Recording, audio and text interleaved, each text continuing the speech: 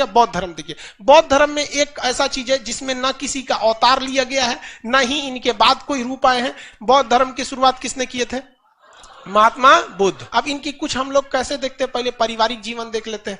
तो महात्मा बुद्ध का जन्म कहाँ हुआ भैया? नेपाल में। नेपाल के किस जगह पे? लुम्बिनी में हुआ। इनके पिता का नाम शुद्धोधन। क्या था? शुद्धोधन। माता का नाम? माता महामाया। माता का नाम महामाया। माता जब इनकी जब महात्मा बुद्ध जन्म नहीं लिए थे ना, तो महामाया इनकी माता थी, असली माता इनकी महामाया थी। लेकिन वो एक हफ्ते, जन्म के एक सप्ताह में ही उनकी क्या हो गई थी? मृत्यु हो गई थी। तो जब ये पेट में थे ना, तो ज्योतिषियों ने बता दिया था कि जो आपका बेटा होगा ना, ये बहुत क्रांतिकारी होने वाला है। बहुत मतलब क्या होगा? क्रांतिकारी होगा। तो पहले के ज्योतिष वगैरह एकदम जबरदस्त थे। तो शुद्धोधन की जो साली जी थी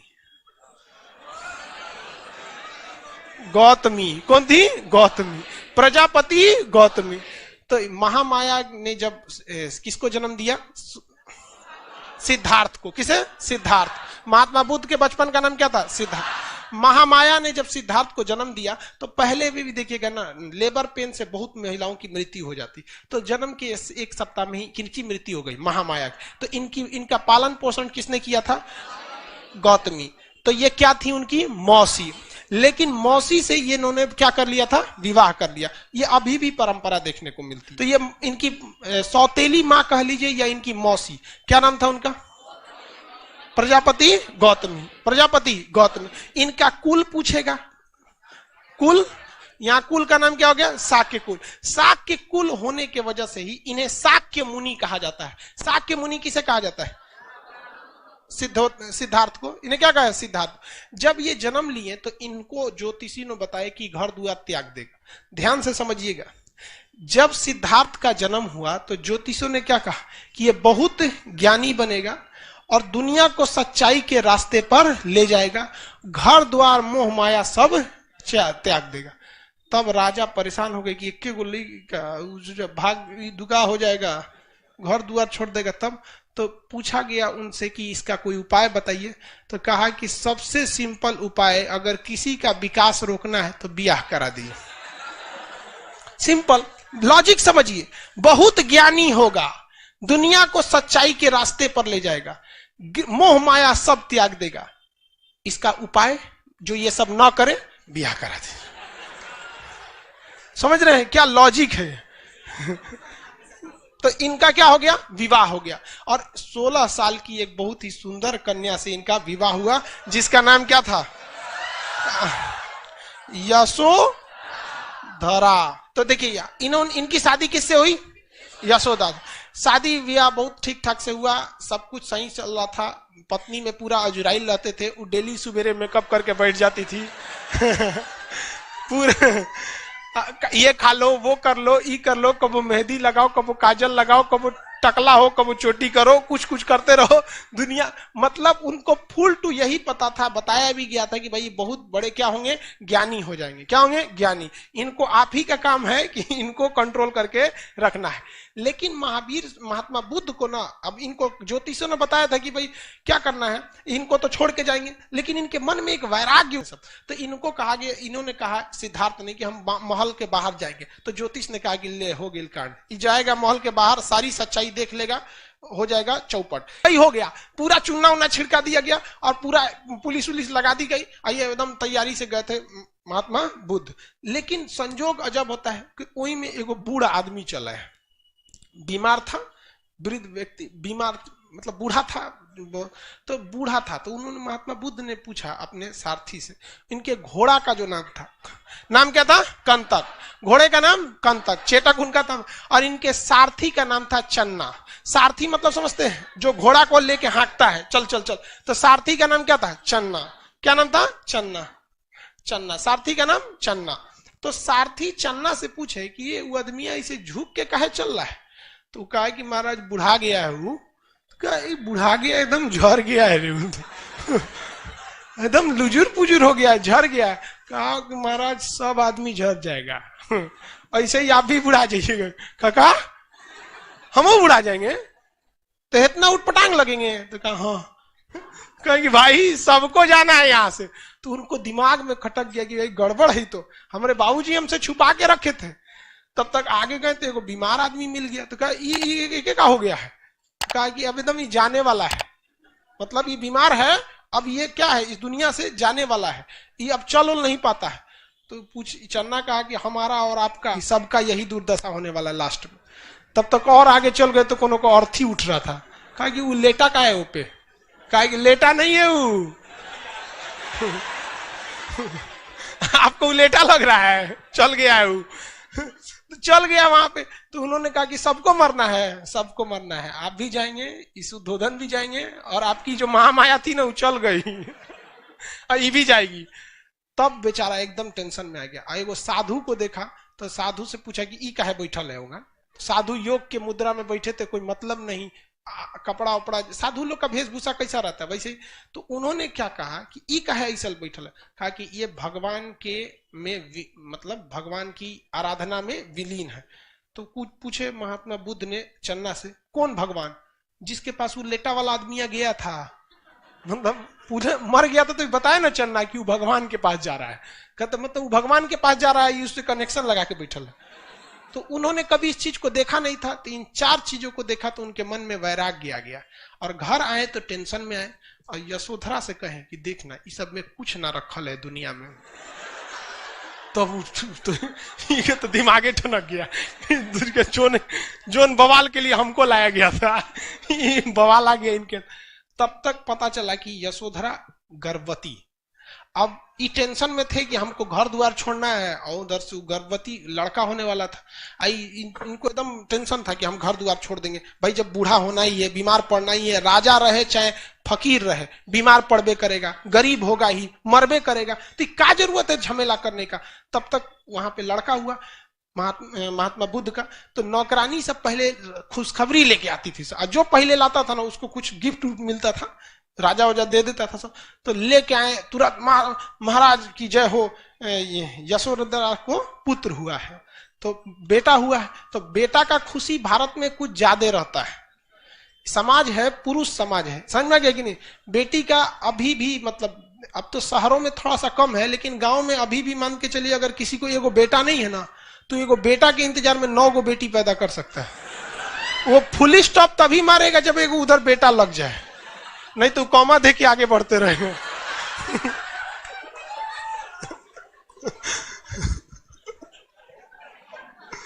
तो इनका तो पहले में बेटा हो गया तो डबल खुशी थी। तो अब इनको बुद्ध भगवान को ले जाकर बताया गया, महाराज आपको तो पुत्र हुआ है, नाम रखिए। तो कह दूर ससुर तू नहीं, एगो तो हम घर छोड़े वाले थे, ये कहां से चल आया पहला कहीं का। तो उन्होंने कहा, मने मन कहा कि मेरी जिंदगी का सबसे बड़ा कांटा ये हो गया, क्योंकि अगर हम घर छोड़ देते तो लोग यही कहता कि इन्होंने अपनी पत्नी घर द्वार सब छोड़ के चले आए, कोई ज्यादा बुरा नहीं मानेगा। लेकिन ऐसे ससुरा 2 दिन के लड़का छोड़ के चल जाएंगे, पूरा समाज हमारा बोलेगा। तो उन्होंने कहा मेरी जीवन का ये कांटा है। तो राहुल मतलब क्या होता है? रास्ते की बात। उन्होंने कहा राहुल ले। तो उनको लगा, ये नौकरनिया को लगा कि नामे रख दिए, जितना बुद्धि उतने सोचेगी ना। नाम हो गया, बेटा का नाम क्या हो गया? राहुल, बेटा का नाम राहुल। लेकिन उन्होंने तो अपने लिए इसे क्या समझ लिया था? बाधा। लेकिन उन्होंने कह दिया कि हम घर द्वार छोड़ छाड़ के जाएंगे, हमरा इस सब में नहीं करना है। अब ये परेशान थी यशोदा कि हम कहाँ जाएंगे रे पकड़ो, हमरा एगो बियाह शादी हो गया, एगो लड़को हो गया, अब कहाँ जाएंगे हम। ये परेशान थी, बहुत मनाने की कोशिश की लेकिन नहीं माने, घर द्वार छोड़ दिए। 29 साल की अवस्था में, कितने साल की अवस्था में? अपना घर द्वार को क्या कर दिया इन्होंने? छोड़ दिया। एक राजा के जीवन को छोड़कर एक सन्यासी की जीवन जीने के लिए इन्होंने सोच लिया। अलार्क राम से इन्होंने सांख्य दर्शन की क्या ले लिया? शिक्षा ले लिया। रुद्रक राम से इन्होंने योग दर्शन की शिक्षा लिया। लेकिन देखिए, सांख्य दर्शन की शिक्षा भले इन्होंने अलार्क कलाम से लिया था, लेकिन क्या अलार्क कलाम ने सांख्य दर्शन लिखा था? नहीं। सांख्य दर्शन किसने लिखा था? कपिल। अब ये तो समझ में आ गया। तो रुद्रक राम से इन्होंने क्या, कौन सी शिक्षा लिया? योग दर्शन। रुद्रक राम से योग दर्शन की। लेकिन कहेगा कि महात्मा बुद्ध अलार्क कलाम और रुद्रक राम, अलार्क कलाम से सांख्य दर्शन और रुद्रक राम से योग दर्शन, आलार कलाम और सांख्य दर्शन, इन दोनों में महात्मा बुद्ध जो थे वो रुद्रक राम को ज्यादा मानते थे या प्रिय मानते थे या आलार कलाम को? तो रुद्रक राम को। किसे? रुद्रक। इसलिए जब भी देखेंगे महात्मा बुद्ध को योग के मुद्रा में ही आप देखेंगे। जब भी महात्मा बुद्ध की मूर्ति, यहाँ का मूर्ति अच्छा शिवानी लेती गई, एक तो महात्मा बुद्ध की मूर्ति ले देना जी अशोक यहाँ पर, वाह। तो देखेंगे ना, जब भी महात्मा बुद्ध को किस रूप में देखेंगे? योग की मुद्रा में देखेंगे। अब ये अपने मित्रों के साथ, महात्मा बुद्ध अपने मित्रों के साथ चले गए उत्तर प्रदेश में। कहां पर? उत्तर प्रदेश में। उत्तर प्रदेश यूपी में एक जगह है सारनाथ। क्या नाम है? सारनाथ। सारनाथ में एक जंगल है जिसका नाम मृगदाब वन। कौन सा वन? मृगदाब। इस मृगदाब वन में वो अपने 5-6 मित्रों के साथ बैठ के और क्या करने लगे? तपस्या करने लगे। योग दर्शन तो रुद्रक राम से सीख ही लिए थे। योग की मुद्रा में बैठ के कठोर तपस्या करने लगे कि हमें सच्चाई क्या है, गलत क्या है, इस सब का क्या मिल सके? ज्ञान मिल सके। तो ये सारी चीजों का ज्ञान मिलने के लिए इन्होंने कहां पे चले गए? सारनाथ। तो सारनाथ में बैठ के इन्होंने काफी सारे क्या किया था? तपस्या किया। लेकिन उस तपस्या से कोई खास फायदा नहीं मिला। कई साल बीत गए सब तपस्या के, कुछ मिल ही नहीं रहा था। तो अचानक उनको एक महिला दिखी। उस जंगल में क्या मिली? महिला। तो सारे लोग ध्यान लगाए थे। अब महात्मा बुद्ध ऐसे महिला को देखे, अरे हंसता क्या लिए? समझा रहे हैं तो समझो ना। पहले धार्मिक मामले में मजाक मत ही क्या करो, कबो भी किसी पे कुछ भी हो जाता है। इसलिए तो उन्होंने देखा ये महिला क्या करने आई है, तो देखा कि बाकी सब दोस्त ध्यान लगाए हैं, सब तुम लोग ध्यान लगाओ। महिला से पूछे क्या बात है, तो उन्होंने बताया था कि वीणा, जो वीणा बजाया जाता है, इसको इतना ना हुमच के खींच दीजिए कि टूटिए जाए वीणा, तो ये भी गलत है। और आराम से वीणा को रगड़ेंगे तो संगीत ही नहीं निकलेगी। मतलब वीणा को रगड़ने के लिए क्या होनी चाहिए? एक लय होना चाहिए। इतनी कठोर तपस्या करेंगे तो भगवानों डरा जाएगा कि कब्जा करने आ रहा है कि तपस्या करने आ रहा है। तो उनको दिमाग आया कि भाई हमको इस तरह से तपस्या नहीं करना है। तो यूपी में पूरा का पूरा फाउंडेशन कोर्स किए 6 साल तक। मतलब बात समझिए, सारनाथ में ज्ञान मिल ही नहीं रहा था। तो वो कहां आए? बोध गया। कहां आए? बोध गया। बात समझिए, हम आपको पढ़ाने के लिए करें। यहां आए बोध गया में। अब बोध गया किस नदी के किनारे है? फाल्गु नदी। इसका एक और नाम बता सकते हैं? निरंजना नदी। फाल्गु या निरंजना नदी के तट पर बैठकर, फाल्गु या निरंजना नदी के तट पर बैठकर वहां एक विशाल पीपल वृक्ष के नीचे बैठे। पीपल वृक्ष वगैरह जो था वो थोड़ा सा सांस, हवा वगैरह भी क्या देता है? शुद्ध देता है। दूसरा छाया वगैरह मिल जाती है। उसी के नीचे बैठकर तपस्या करने लगे। सामने कौन सी नदी है? फाल्गु नदी। और तपस्या कर रहे हैं। और एक वैशाख पूर्णिमा का दिन आया, और वैशाख पूर्णिमा के दिन महात्मा बुद्ध को क्या मिल गया? ज्ञान की प्राप्ति आ गई। ऐसा कहा जाता है कि जब उन्हें ज्ञान की प्राप्ति हुई तो उनके शरीर से मतलब प्रकाश निकलने लगा, शरीर सुगंधित हो उठा। इससे उनको ज्ञान की प्राप्ति हो गई। अब वो सच क्या है, गलत क्या है, इस सब में एकदम पूरी तरह से पारंगत हो गए। महात्मा बुद्ध के साथ जो कुछ घटना हुआ है वो सब का सब वैशाख पूर्णिमा के दिन हुआ है। चाहे वो जन्म हो, चाहे वो मृत्यु हो, चाहे वो ज्ञान की प्राप्ति हो, वैशाख पूर्णिमा के दिन क्या हो? एक विडंबना देखिए, मान के चलिए कि जन्म हो गया तो जन्म हो गया, ज्ञान भी उसी वैशाख पूर्णिमा के दिन मिला। जैसे मान के चलिए कि ऐसा आदमी हो जिसका जन्म 1 जनवरी को, सदियों 1 जनवरी को, मरियो जाए 1 जनवरी को, तो एक तो अजीब टाइप का लगेगा ना भाई, तो बड़ी कॉमन हो गया। वैसे इनके साथ हुआ था। तो इनको ज्ञान की प्राप्ति हो गई। अब ज्ञान प्राप्ति के बाद ये सबसे पहला उपदेश जानते हैं किसको दिए हैं? वापस गई सब, कारे बबुआ बैठले ले तू लोग, ज्ञान वगैरह नहीं मिला। देखो हमरा बिहार से गए थे, बिहार में ज्ञान प्राप्ति हो गया। और इन्होंने आके सारनाथ में उन्होंने क्या किया? अपना पहला उपदेश दिया। तो महात्मा बुद्ध का पहला उपदेश, महात्मा बुद्ध का पहला उपदेश सारनाथ में। किस भाषा में ये उपदेश दिया? इनकी भाषा तो कौन सी? पाली। इनकी भाषा पाली। अभी भले पाली भाषा प्रचलन में नहीं है, लेकिन उस समय की सबसे बेहतरीन भाषा कौन सी थी? पाली भाषा। तो अलग अलग वक्त में भाषा थोड़ी थोड़ी क्या होती रहती है? चेंज हो जाती है। अभी इंग्लिश बोलने वाले को लोग आदमी थोड़ा इलीट क्लास का समझता है। तनी पुलिस स्टेशन में चाहे सरकारी ऑफिस में जाके इंग्लिश में 10 मिनट बतिया दीजिए ना, तो आधा कर्मचारी से रखने लगता है, महाराज अंग्रेजी बोला था देखो ना का हो। तो हमेशा थोड़ा थोड़ा समय में ना भाषा थोड़ी सी चेंज होने लगती है। तो इन्होंने कौन से भाषा में उपदेश दिया? पाली भाषा। और पाली भाषा में जब इन्होंने उपदेश दिया तो लोगों को वो उपदेश काफी पसंद आने लगे। इसी बीच इनको बुलाया गया यूपी का ही एक जगह है श्रावस्ती। क्या नाम है? श्रावस्ती। श्रावस्ती उत्तर प्रदेश का ही, नेपाल से सट के जगह श्रावस्ती। श्रावस्ती में महात्मा बुद्ध ने अपना सबसे ज्यादा समय व्यतीत किया है। बरसात के समय ये कहां चले जाते थे? श्रावस्ती में। और श्रावस्ती में जब ये उपदेश देने गए तो वहां एक भयंकर डाकू रहता था, उंगली माल डाकू, काट के उंगलियां का माला पहन लेता था। घेर लिया महात्मा बुद्ध को। महात्मा बुद्ध को क्या कर लिया? घेर लिया। कहा कि आप तो तरो काट देंगे। तो महात्मा बुद्ध कहे काट दो। कहा कि ये अजबे आदमी है, करे काट दो, डराइए नहीं रहे। तो कुछ भी बोलते रहे महात्मा बुद्ध। महात्मा बुद्ध ने कहे कि महात्मा बुद्ध से उंगली माल ने क्या कहा कि तुमको डर नहीं लग रहा है? तो महात्मा बुद्ध ने कहा डर हमको नहीं लगता है, डरे तो तुम हो। कहे कि एकरा देखो अलगे लेवल का है, कटाने के लिए सामने रेडी पड़ल है, करा डर तो उन्होंने कहा कि कैसे? उंगली माल ने कहा कि कैसे हमको डर लगता है? तो महात्मा बुद्ध ने कहा कि हम जब चाहे 24 घंटा जहां चाहे जा सकते हैं, मुझे कोई डर नहीं, इवन तुम्हारे आगे भी नहीं। लेकिन तुम जब भी निकलोगे रात में निकलोगे, भीड़ भाड़ में नहीं निकलोगे, समाज में नहीं जाओगे, वरना पकड़ के लोग चूर देंगे तुमको। ये बताओ डर तुमको कि हमको? तुम जो अपना कमाए हो उसको बचाने के लिए तुमको दूसरे लोगों पर हत्या करना पड़ेगा, अपना दबदबा बनाने के लिए। मुझे कोई जरूरत नहीं। बड़ी लंबा चौड़ा 2-2.5 घंटा उपदेश दिए थे, वो रात के 2 बजे घेर लिया तरतिया को आके। डाकू को दिन में थोड़े आएंगे, सुतल थे उठा लिए, चलिए उंगली माल देख रहे हैं, आप ही जैसे लोग का उंगली है। तो उंगली माल डाकू को उपदेश दिए। बाद में उंगली माल डाकू भी क्या हो गया? महात्मा बुद्ध का क्या हो गया? अनुयायी हो गया। महात्मा बुद्ध अपने सबसे उनका कहना था कि हम जो कहते हैं इस पर कोई भी विश्वास न करो, बल्कि इसे तुम अपनी तर्क की कसौटी पर, तर्क मतलब होता है अपनी खुद की बुद्धि पर, तर्क की कसौटी पर देखो क्या ये सही है या नहीं है, मतलब खुद से सोच के देखो। तो महात्मा बुद्ध बहुत फेमस होते जा रहे थे।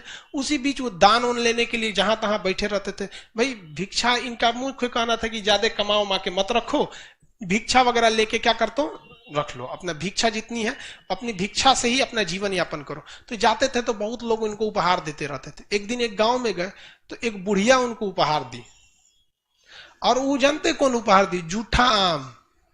मतलब बताइए, उतना बड़ा भगवान को आप उपहार दे रहे हैं तो कम से कम एगो सल्लग दे दीजिए ना, खड़ा। सल्लग नहीं समझता है, गोटे कंप्लीट मैंगो 1 पीस, सीबीएसई वाला। तो कम से कम एक आम देना चाहिए, आधा आम दे रही वो जूठा। और जब सारा हो गया तो महात्मा बुद्ध से पूछा गया कि आपको सबसे ज्यादा कौन सा उपहार पसंद आया? तो महात्मा बुद्ध ने कहा था कि जूठा का आम हुआ।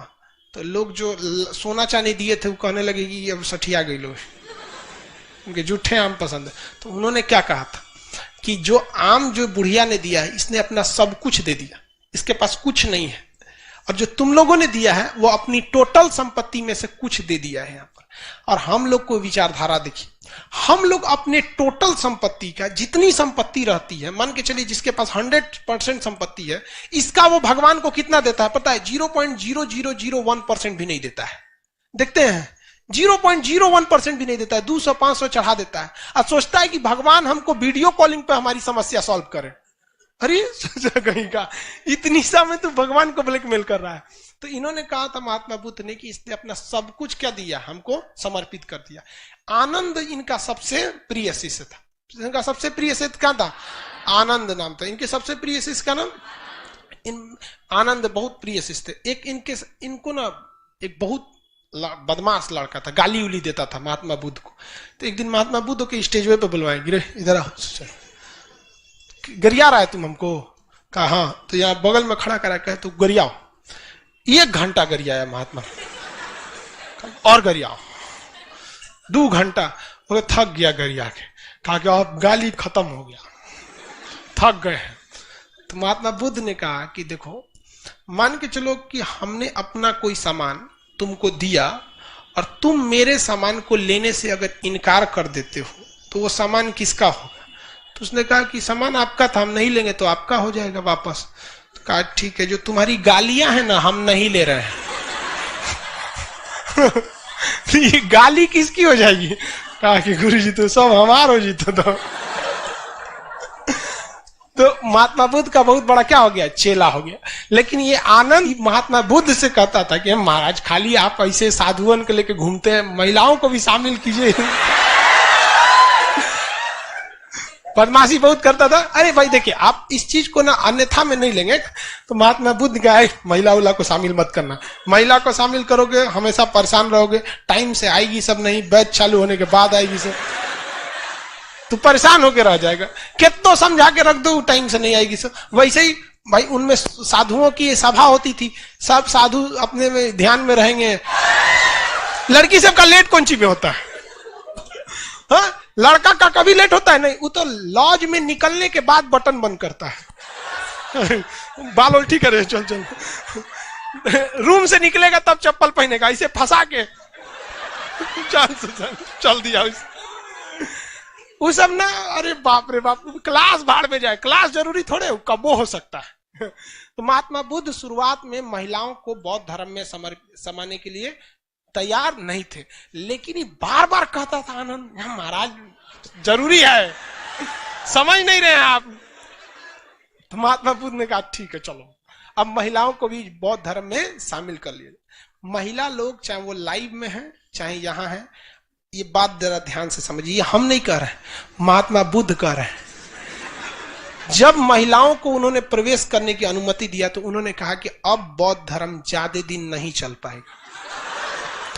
ये हमारा कथन नहीं है, ये महात्मा बुद्ध का कथन है कि अब बौद्ध धर्म ज्यादा दिन नहीं चल पाए। आप इसको गौर से देखिएगा, एक महिला जो रहेगी ना, उसका झगड़ा जानते किससे होगा? अपनी सास से, कभी ससुर से नहीं होगा, क्योंकि उस ससुर उसको टॉर्चर नहीं करने वाला है कोनो बात में। सास जो रहेगी बेचारी 11 बजे सूत के सोई है, काम वाम करके पतो ओके 4 बजे कोच के उठा देंगे, बबनी उठ चाय बना। अरे बेचारी 4 बजे का करने के लिए खखुआई लगेगी तो मैं झाड़ देगी, बुढ़िया कहेंगी। उसका झगड़ा हो जाएगा अपनी मतलब देवरानी से होगा, देवर से नहीं, जेठानी से होगा, भसुर से नहीं। देखना बराबरी बराबर। तो महात्मा बुद्ध ने क्या कहा कि अब बौद्ध धर्म ज्यादा दिन चलने वाला नहीं है। तो ये महात्मा बुद्ध के कथन थे और आगे जाके ऐसा हुआ भी, ज्यादा दिन बौद्ध धर्म नहीं चला। लेकिन अब क्वेश्चन में हिसाब से रखेंगे, पहली महिला कौन थी? प्रजापति गौतमी। बौद्ध धर्म में शामिल होने वाली पहली महिला प्रजापति गौतमी। दूसरी महिला हाजीपुर जो जगह है वहां, वैशाली, हाजीपुर मतलब समझ रहे हैं ना, वैशाली, वैशाली की एक डांसर थी आम्रपाली। हाँ